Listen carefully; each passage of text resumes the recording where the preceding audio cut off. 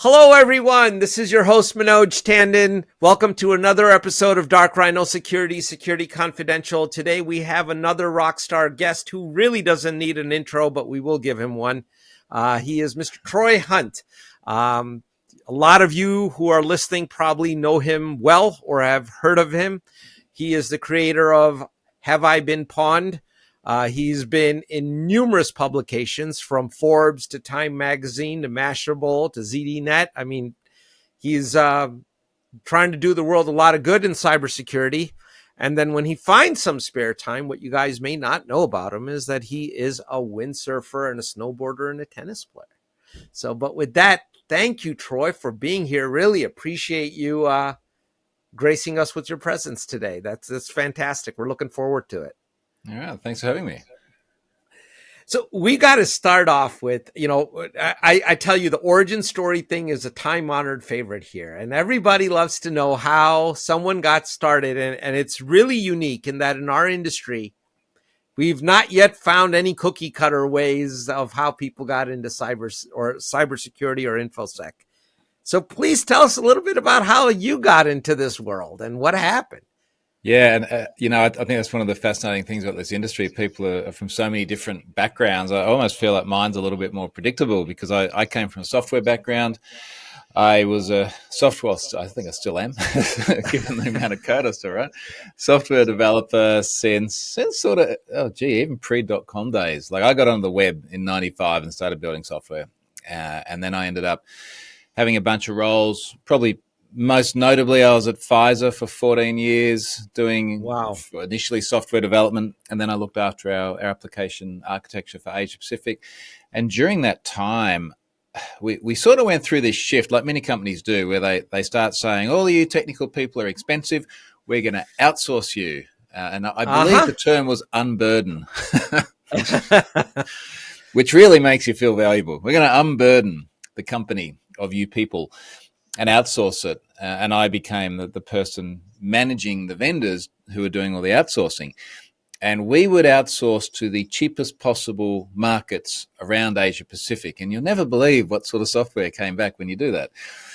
So I believe it. I've been in that business before. I can tell you that, it's like opening a fortune cookie. You're not going to know what's going to happen. I'm still healing. Anyway, so we're going through this process, and I just kept getting back just egregiously bad software. Everything from the user interface of it to the performance to, of course, the security. And I think there was a little bit of me that just started to enjoy pulling it apart. It's like, how bad is this? Like, how much of a mess is it? What can we find here? So I really started to enjoy the security aspects of it. And I found that particularly around this time, so this would have been late 2000s, I started my blog in 2009, I found that there wasn't a lot of good content for Microsoft.NET developers around security. So I started writing blog posts when I'd see bad security. And I couldn't sort of say, hey, look, we at Pfizer got this really bad software. I couldn't do that. But It was very much like, here's the anti-pattern, here's the fix for it. And there was a lot of appetite from people for this. A lot of developers out there were like, oh, okay, this is really useful. I didn't know this. I'd write about, say, SQL injection, and I go, well, here is how it actually works, rather than just here's how to fix it. And I started creating a lot of training material around that, and managed to create a bit of a career writing online courses. But at the same time, as I was looking at so much security stuff, I started looking more at data breaches, because I thought data breaches were fascinating. They were this view behind the veneer of the service that you are using. And suddenly you get to see the mechanics of how everything works. And you learn all these interesting things. Those guys use plain text to store all the passwords, for example. And that was the beginning of Have I Been Pwned? I thought, look, it's just interesting to see this data. I wonder how many people don't know that they have been in a data breach. Well, and it's sad to say, but even today, there are some people who have stored passwords in plain text. Yeah, and one of the things that I was sort of hoping for with Have I Been Pwned is that if you do bad things in your code, you may be found out. Like, even if you think that no one will know, if you have a data breach and all your dirty laundry comes out. Actually, Madison's a perfect example of that. Like, we learned fascinating things about the way that business actually worked because the dirty laundry was there in the data. Wow. Meta. Yeah. formerly known as Facebook. Well, I actually have a question about those guys, because I don't know how much better they have gotten. And we'll get into this with identities, because it all revolves around identities. And I don't know that those folks have just figured out just yet. But so Have I Been Pwned was not a commercial project. This was started as a public service. Yeah, and look, I guess it's the same with many projects that go on to be later successful in terms of either the usage or commercial or whatever other measure you want to apply. But it just began as something which was, hey, this might be fun. Well, actually, there were a couple of things. I mean, part of it was this might be fun. I like building things, and I thought that would be a neat thing.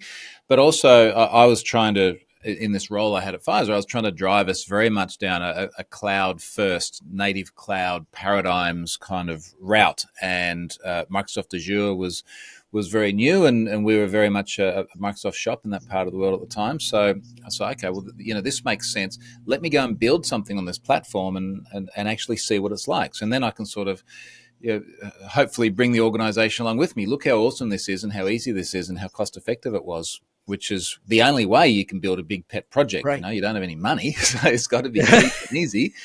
And that, to me, satisfied many different needs. It scratched this little itch of building something. It answered the question about am I in a data breach or not. And of course, there was that goal to drag the organization kicking and screaming into the future.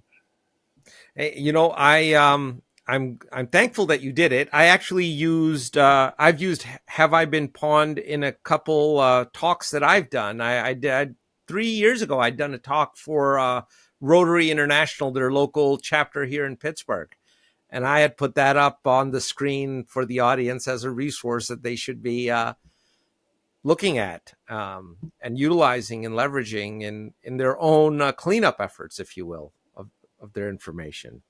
Awesome. Yeah, it's just amazing the places it appears. The one that always gets me is when I spend time with law enforcement and they're like, yeah, we use it all the time. So, wow, really? Like, what do you do with it?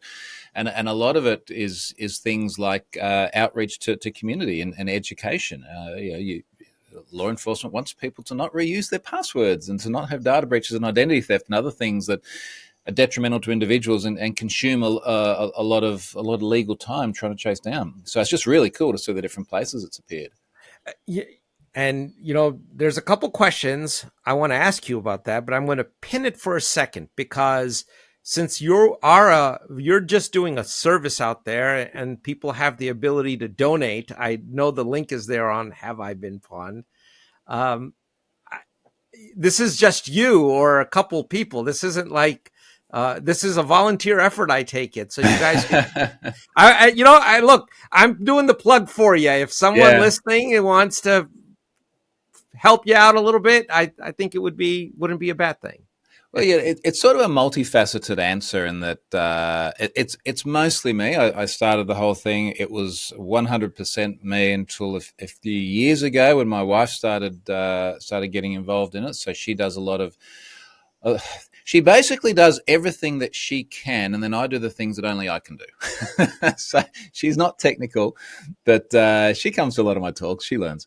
And then we have part of a guy in Iceland. So we've got another Microsoft Most Valuable Professional, a friend, someone we know really well, who devotes some development cycles. But we do also have revenue streams as well, which was never the intention. But we've got product placement from 1Password on the front of the website, because I think that's the best possible thing you can do if you find yourself in a data breach. Go and get a password manager and stop reusing your passwords.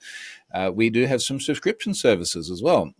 And that is allowing us to reinvest and build it into a larger, more sustainable thing. We've put a lot of effort in this year in particular into completely rewriting the data tier to be much more sustainable. We really didn't have a good backup and disaster recovery story until now. And we're just about to flick over to something that will allow us to restore to points in time or geo-replicate or do all the sorts of things that you really need, such a important part of the internet to be able to do, but you can't do without money either.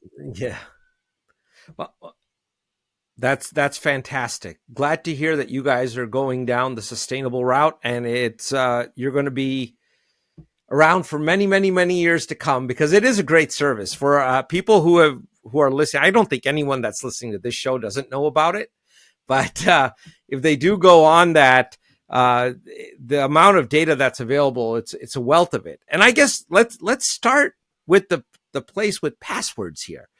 And you brought up password managers. So the first question here that comes to mind for me is there any value at all to forcing, let me restate this, is there any practical value, not mathematical value, to forcing a length of a password and forcing a password change at an X period of time, given the amount of email password combinations that, I mean, everyone's done it. I mean, I've been guilty of it. I mean, everyone has done it.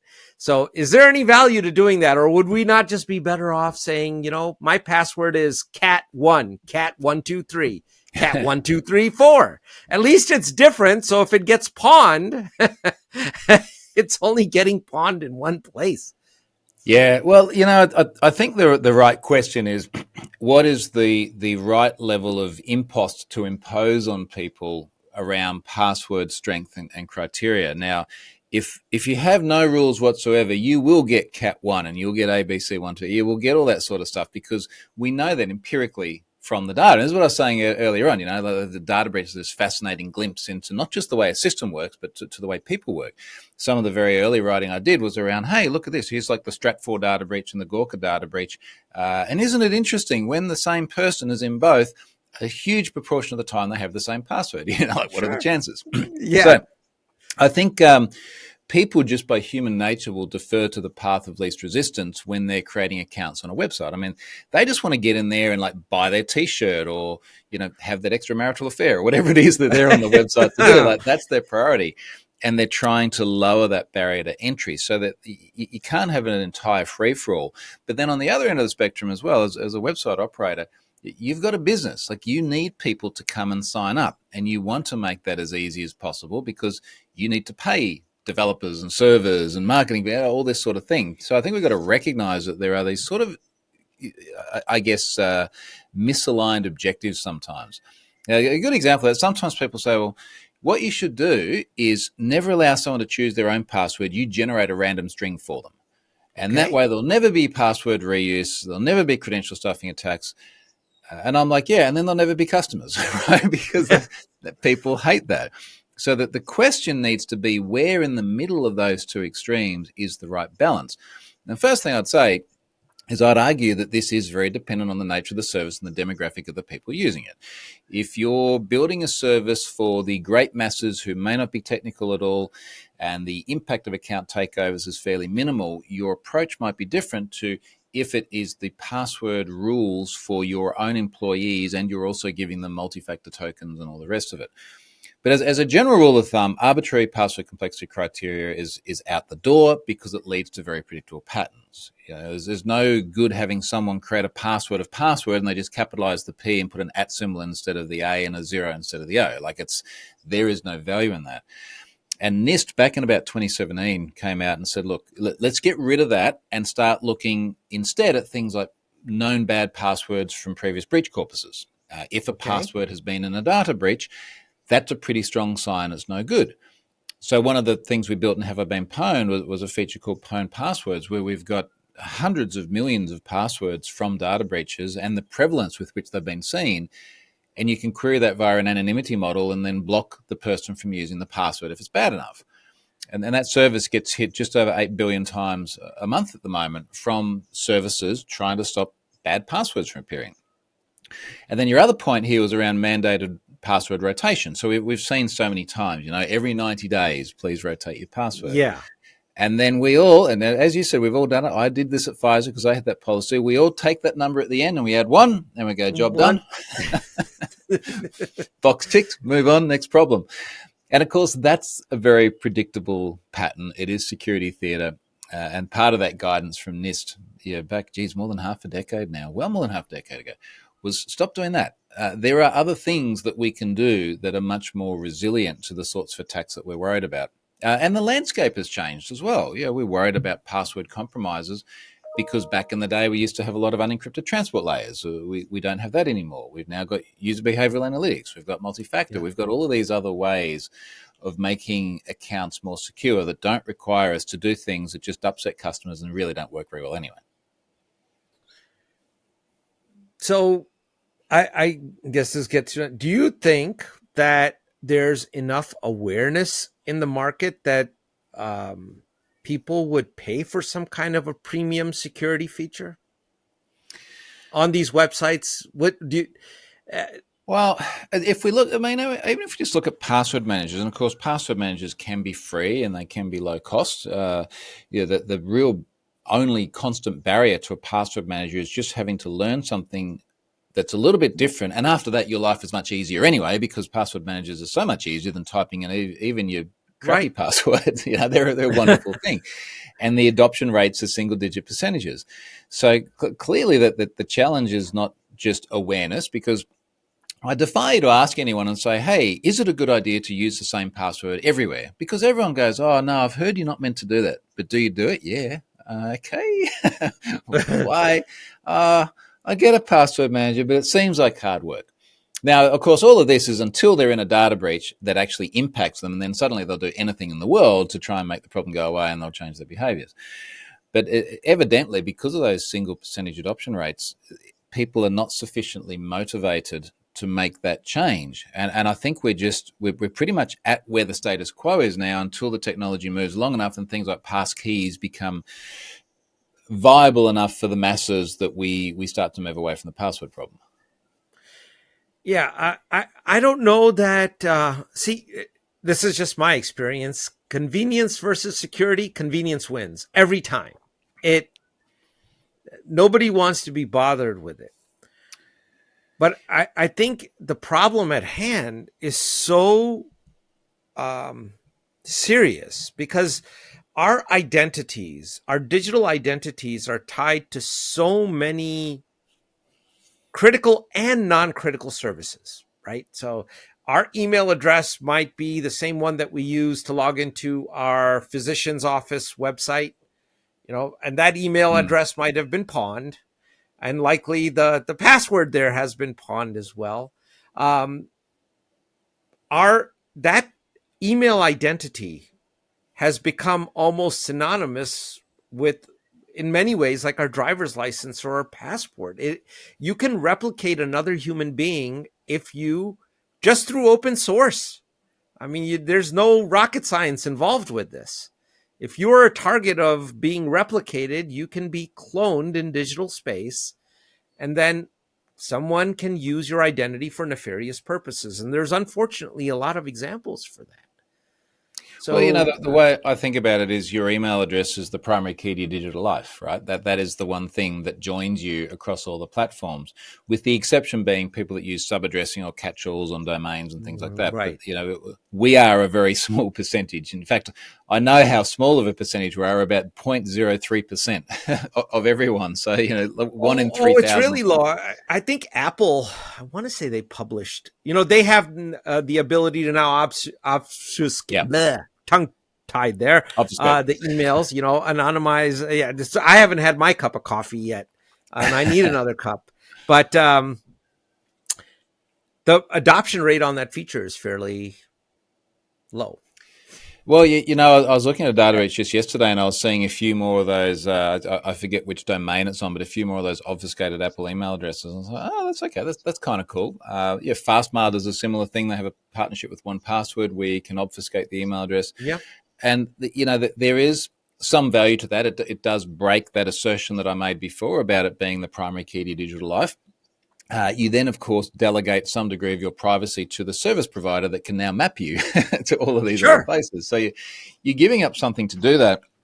It's also not stopping you and all of your other personal identifiable data, including, if we think about the AT&T incident of recently, your phone number and your date of birth and your social security number. It's if you're in that, and okay, it's nice that you've got an obfuscated email address, but all the other identifiers still. But all the other identifiable information, absolutely, yeah, you can still reconstruct me.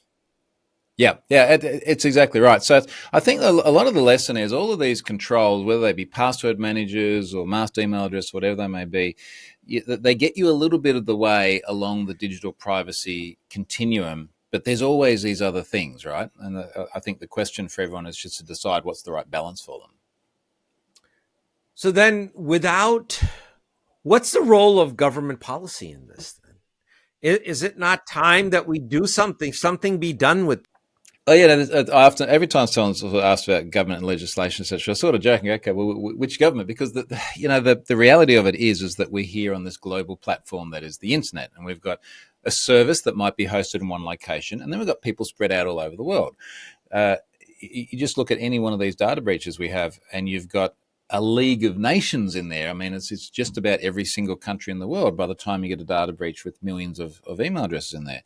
So should a government regulate that a platform, let's say such as Facebook, which is such a global thing anyway, are they going to regulate controls around how people need to authenticate? I think at the moment they're having enough trouble just regulating how platforms like that use our personal data.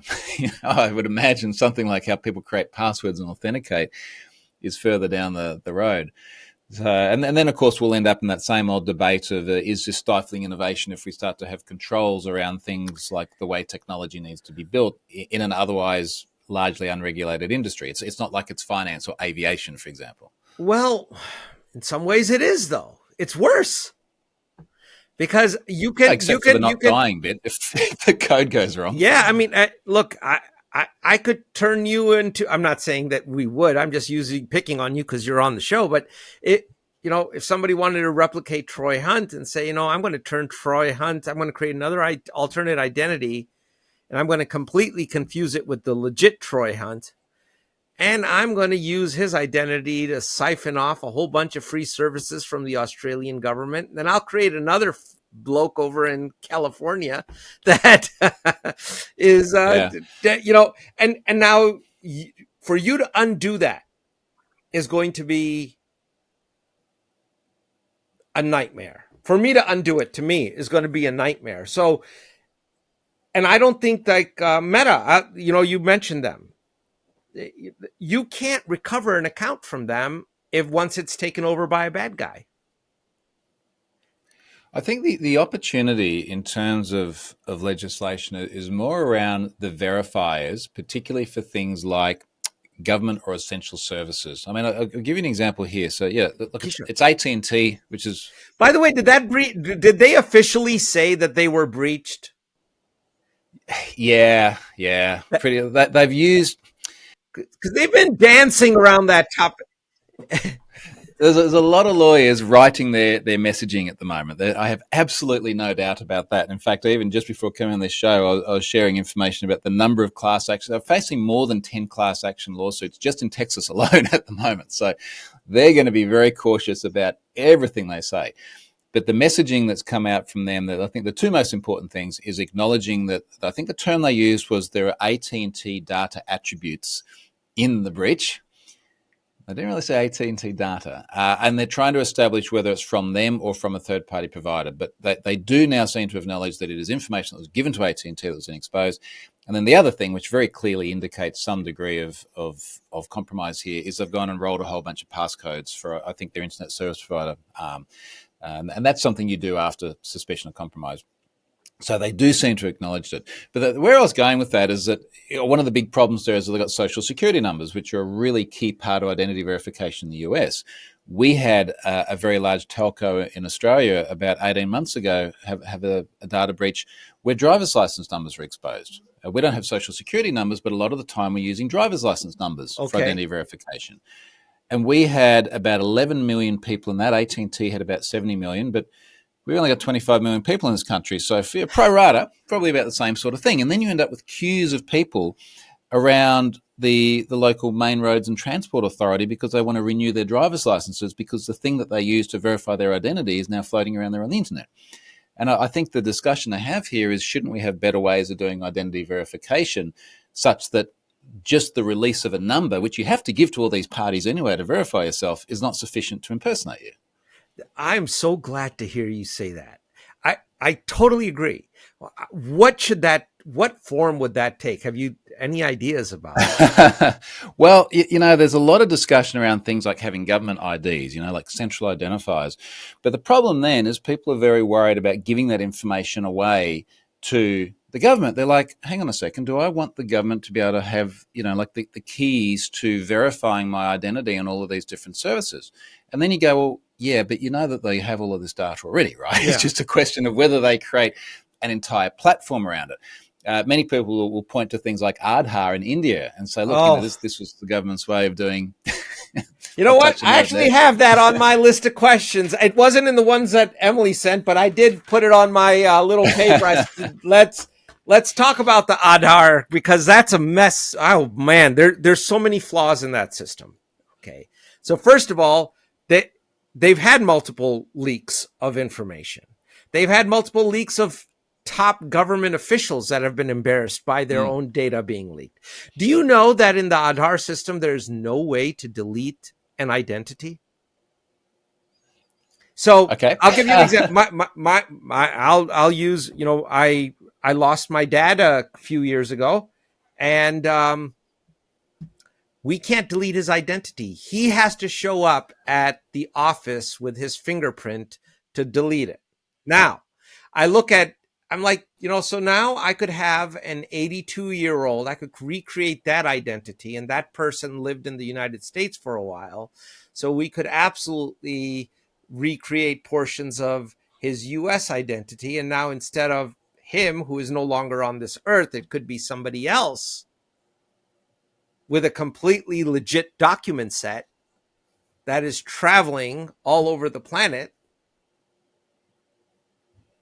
Yeah, and his identity. I mean, I find these discussions fascinating because the mind tends to sort of go, well, what can you do with that, and what would the impact on the individual be? And if it was someone impersonating a deceased person, the impact on the victim is obviously non-existent, but does it impact their family, or is it just simply a flaw in the system that could allow people to get away with stuff we wouldn't want them to? You could, because he was eligible for Social Security here. So if I want to commit Social Security fraud, let's resurrect an identity, recreate it.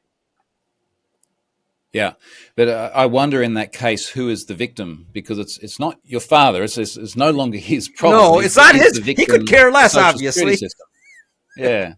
So, when as soon as you said Aadhaar, I remembered so much of the discussion around that 2018 period as it was coming out, that the sense that I constantly got was that the government themselves really didn't have a good grasp on how these things work. And the quote that I was looking for here was from the Attorney General. And the title, I just found this news story: Aadhaar data is protected by 13 feet high, 5 feet thick walls, says the Attorney General. Oh, and Twitter goes berserk. It's like, well, you put it behind a wall. Good on you, mate. That'll work. That person has no clue. I did not know that quote, but obviously they have zero clue about cybersecurity. Well, and in fairness, because we keep coming back to governments and interpretation, one of our we've had a lot of ex-prime ministers lately, but one of our ex-prime ministers, as we're talking about the encryption debate, around the fact that encryption can be used to protect communications that we don't want people having, terrorism, this sort of thing. And he got asked by a journalist. He said, look, you're talking about controls on encryption or banning encryption. Encryption is just mathematics. How do you expect to ban mathematics? And he said, look, that the laws of mathematics are admirable, but the only law that matters here is the law of Australia. That doesn't make any sense. It's just not how any of this works. Yeah, I mean, you look at terrorism is a great example of misuse of the Aadhaar system, because at any given time, you look at the death rate in the society. If you need a terrorist with a new identity, why not just go to India? Well, I think because we know that that identity exists.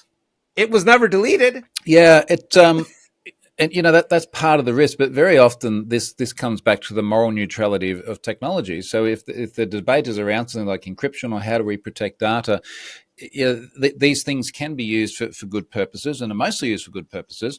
But the technology is morally neutral. It can be applied in negative ways, and the challenge we have to deal with is how do we make it work and practical to do all the good things without making it too easy to enable the bad things, but not letting the bad things stop us from doing the good things. Particularly around the encryption debate. Should we stop people being able to have secure and private communication because it could also be used to talk about nasty things?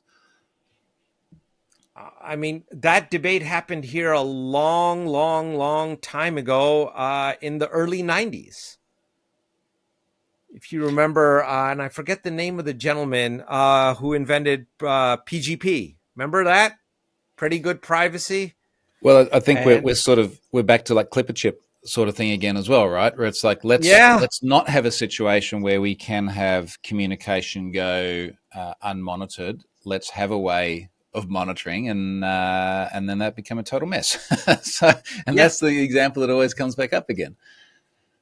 So, well, let me run a thought by you. What about having the ability as an individual to say that for my identity, there's an opt-out, just like in the US, you can, with your credit rating, you can lock your credit. So now it becomes a real pain in the backside because you can no longer go and just, get a new phone or buy a car or do any of the things that you would do with credit. It needs an additional level of verification. But could we do that with the identity, say that this individual does not accept electronic identity as a mechanism for authentication of their identity or verification of their person? Well, I guess first of all, we'd have to have a consistent means of doing identity verification electronically through some government resource, which could then honour any sort of opt-out request. But maybe that would make sense. But it's so far down the line before we get to the point where we can do digital identity verification reliably without just like, hey, here's my social security number and my address. Maybe that would make sense if we ever get to that point. Yeah, I don't know. Because I don't have a good solution for this, and this is a topic that comes up, and it seems like it's a topic that's come up in your world all the time. There's no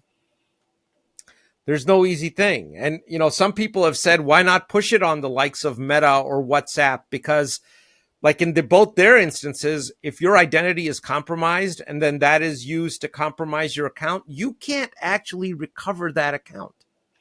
But even then, if it was identity verification via some sort of centralized government resource, which government? And I asked it almost rhetorically because everyone always goes, oh, the American one. It's like, oh, well, okay, sure, but that's like 6% of the world. That's a tiny, tiny slice. And you've got a global platform with 2 billion plus people on it. So do we just end up with more balkanization of the way these services work? Because if it wasn't already enough of a mess with the likes of GDPR and everything else, do we really want to just keep dividing things down? And we're never going to get a unified global solution. So I almost wonder if we kind of keep ending up in a model, going back to the full circle with the passwords things, where it is flawed, but given all of the various constraints at the moment, it's the best thing that we can possibly do right now. And we accept it. Okay, well, that is one part of the risk equation, right? You can mitigate it, you can transfer it, or you can accept it. Those are the only three things that can be done with risk. I get to and I say this slightly tongue-in-cheek, but the number of times I sit here, particularly with good friends in the industry, and we talk about this, and it's like, we just don't have any good answers. Gee, it's a good time to be in this industry, isn't it? Because there are so many problems like this. There are, and you know what? It is actually a good time. I can't say that there's a boring day in our world.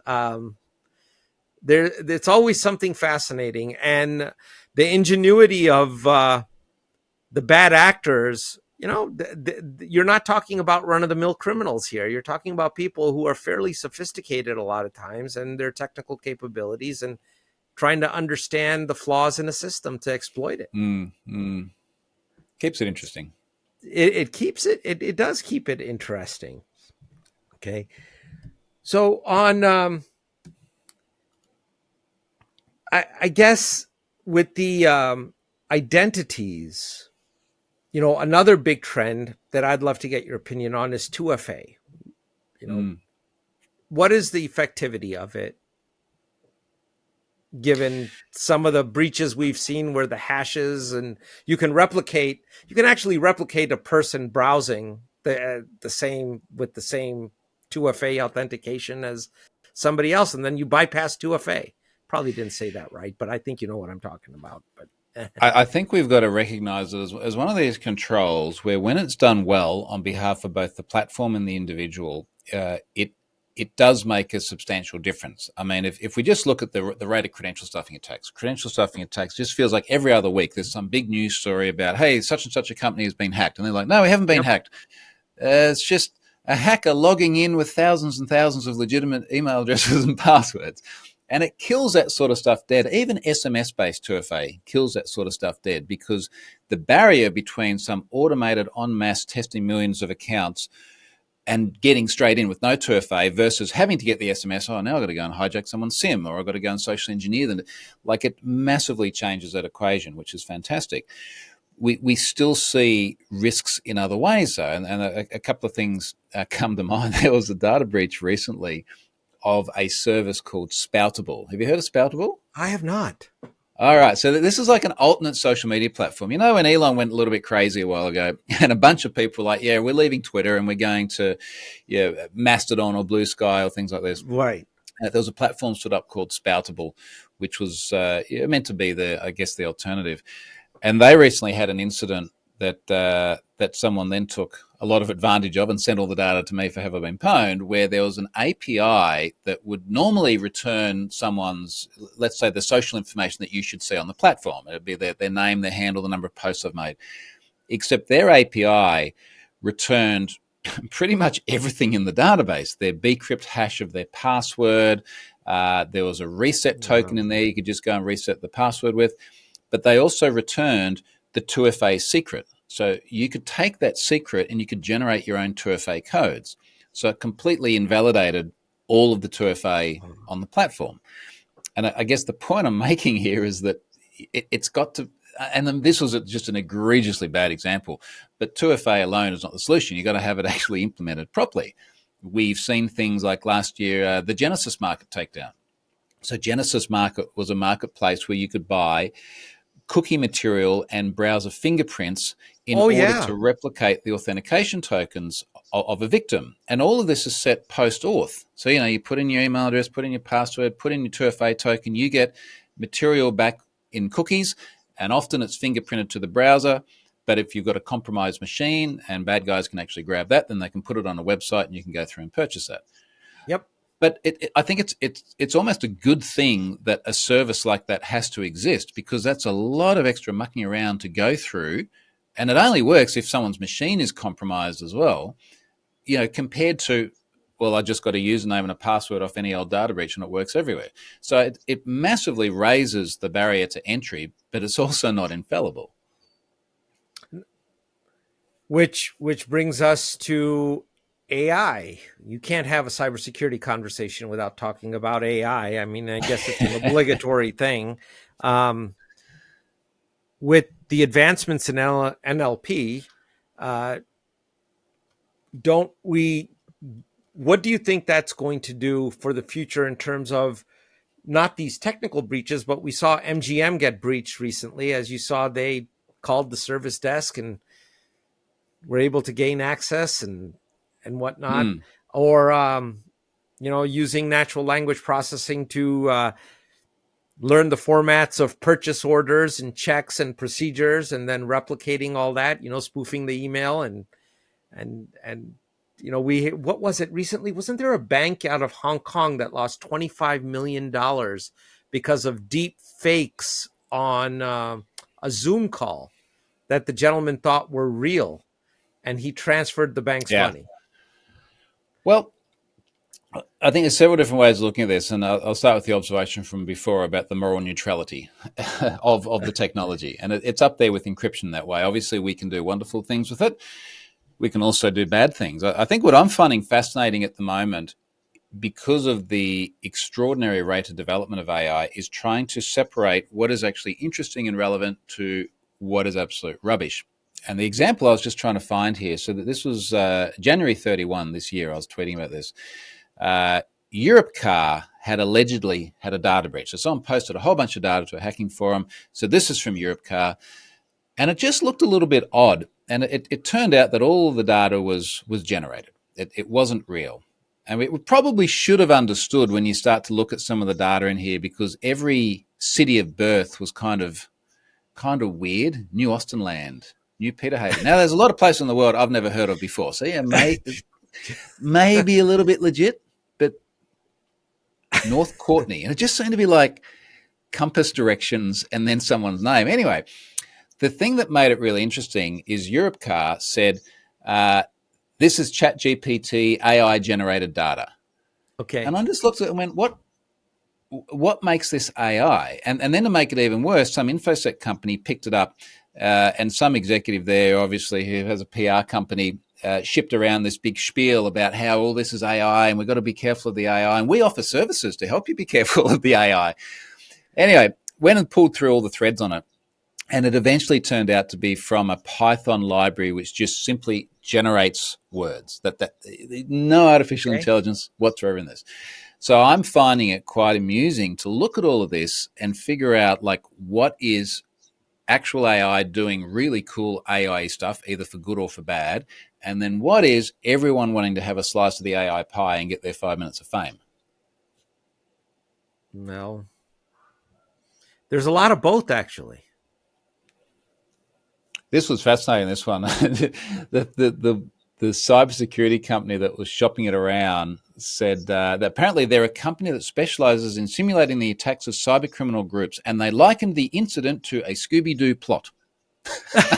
It's a slow news day, isn't it? Someone's after headlines. Well, they got it. I didn't pick up on that story, but now I know about it. But well, I tell you what, I gave them a lot of press. It wasn't good press, but they got a lot of press. Oh, I think we just haven't even lit the candle with AI yet as to what's going to happen. I think in many ways it's a good thing because things don't change, people don't change unless a overwhelming force is imposed upon them in some way, shape, or form. And AI is definitely an overwhelming force in many regards. And it's making strides into so many sectors of our lives at such a rapid pace. I mean, you just look at it, unrelated area, medicine, its ability to read pathology reports. It can look at X-rays and MRIs and determine with a high degree of certainty if someone has a type of disease. It's pretty remarkable how quickly the adoptions are happening. And those are all really good things. You don't have to wait 5 weeks for a result or, several days for a result. But how it's going to get used then for nefarious purposes, I think, the deep fake example out of Hong Kong is only the beginning. Okay, well, look, it's a fun time, and I think as much as I like to specialize in security stuff, I'm a nerd at heart, and I love seeing all of this stuff. I love seeing all of these technologies and all of these use cases. I love having the new shiny things, and some of it's going to go wrong. This is the way it's always been, right? So what is your recommendations, Troy, to the average person listening to this show? What should they be doing? What is some hygiene that you would absolutely say, guys, if you're going to do nothing, at least do this? So the discussion I've been having with the average person is to liken it back to an incident we had IRL in real life here recently, where we left our car outside and I accidentally forgot to lock the door. Now, I don't normally leave it outside. It's normally in a garage. I always I forgot to lock the doors. And sure enough, someone came by that night and broke into, i.e. opened the door. The police said it's breaking into because they weren't authorized. Anyway, they opened the unlocked door, went in there, and did no damage and stole a pocket knife in the glove box. Like, that was the full extent of it. But the observation there, we later on had some video footage of other people doing similar things. We could see people driving along the street. Someone would be driving the car. The passenger would lean out. They'd try the door handle. No good. Go to the next one. Try the door handle. No good. Literally, that is how opportunistic it is. And it's very much the same thing with cybersecurity, where the vast majority of people who experience any sort of digital attack against them, it's opportunistic, taking advantage of low-hanging fruit. It is reused credentials. It is phishing emails. It is the sort of very I guess, opportunistic behavior that we see IRL, the same thing's happening online. If you have a password manager and your password is unique, you are out of the 90+% of the category of other people who are reusing them everywhere. If you have multi-factor authentication turned on, you're also out of that whole group. If you're not going through and entering your details when you get a text message about your package that's gone missing, you're out of that group. And it is really the low-hanging fruit that's consistently susceptible to this, and it's so easy not to be the low-hanging fruit. Don't be that. What about for companies? Yeah, it's harder. I'm very fond of the saying that as a company or even as a software developer, you have to get it right every single time, and the hacker only has to get it right once. Right. You know, it's almost like a bit of a power imbalance. And I think what's very hard for companies is that there are so many moving digital parts these days. It wasn't that long ago where there might be a publicly facing corporate website, and that would be it, and then everything else would be internal and behind the firewall and some degree out of reach compared to everything else. There are now so many different services that companies run on so many different platforms, and that might be everything from their own custom apps spread across different cloud services through to the number of different SaaS solutions that we all use. You know, the number of people that have accounts on everything from the invoicing system through to the let's say the help desk system. All these things are online, publicly facing, and the really hard thing for the company is just keeping track of all of these things. It's fascinating also to see how much burden companies then have to put on the service providers. We were having a discussion just this morning, my wife and I, because a very well-known technology company wants to use this Have I Been Pwned service. It starts at $3.95 a month. And they gave us a 250 questionnaire about everything from SOC 2 compliance to your last audits to the processes for disposing of a mobile device after it has reached end of life. So companies try and put a lot of this burden back on the service providers to then justify all their security controls. And you just end up with this like massive spider web of different relationships and possible points of ingress. I'm honestly sympathetic to companies. It's a very hard problem to manage. It is. And third-party risk is probably one of the largest growing segments of risk. And hey, that may be the AT&T vector as well. You know, when they're sort of saying we can't see compromise, it may be someone they've used, but they're still going to be on the hook for it. You know, they're the ones getting targeted by the lawsuits right now, not the as yet unnamed third party, if that is what happened. It happened in the Okta breach as well, right? That was a third party, right?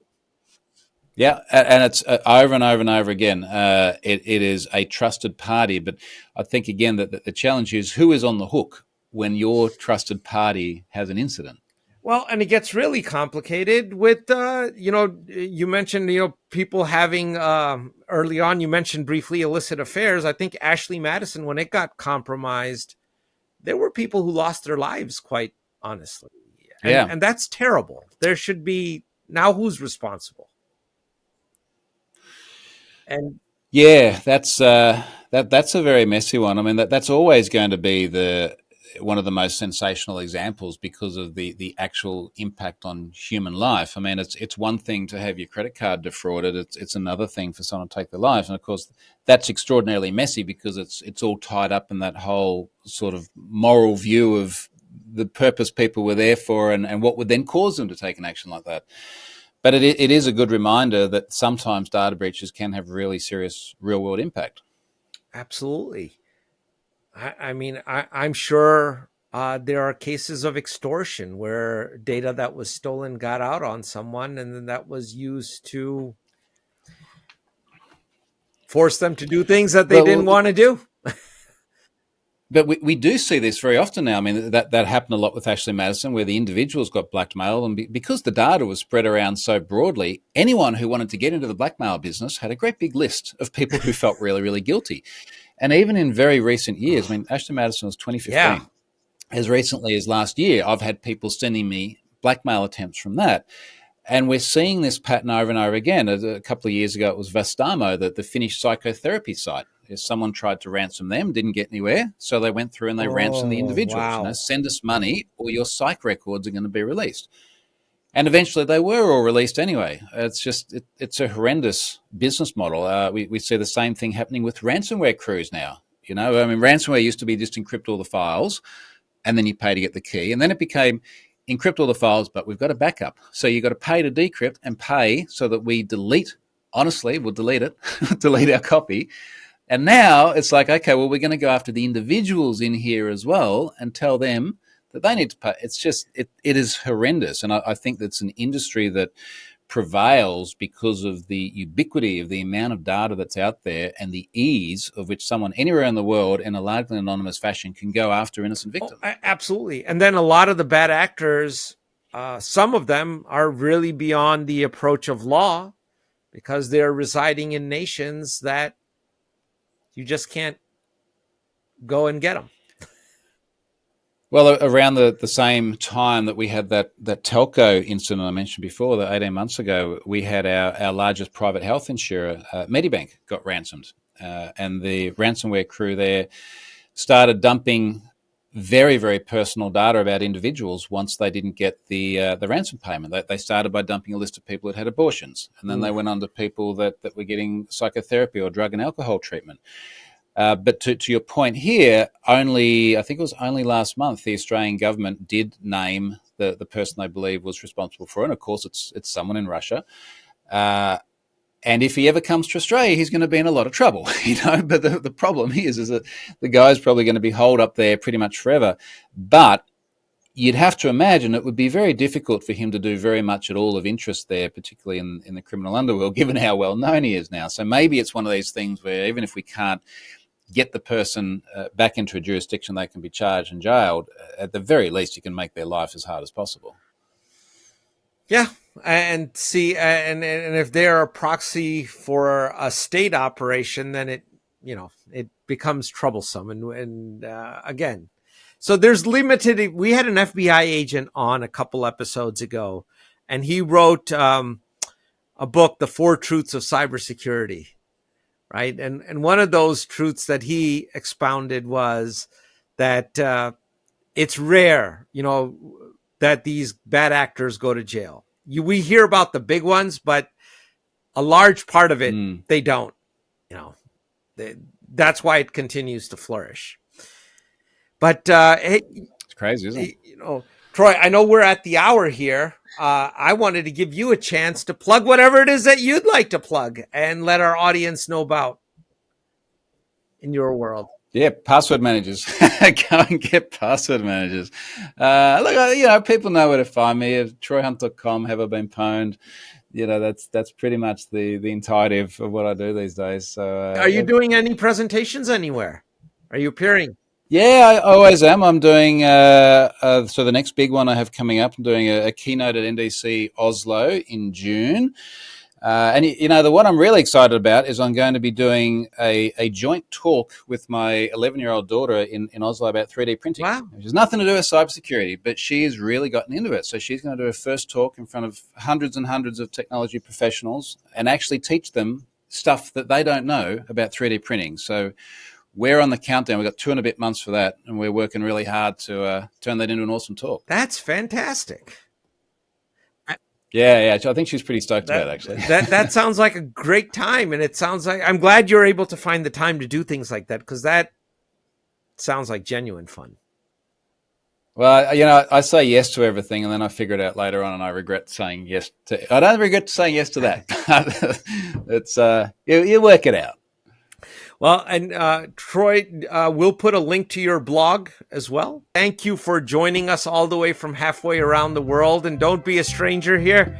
If you ever want to let our listeners know something, always welcome back. Cool. Thanks, Manoj.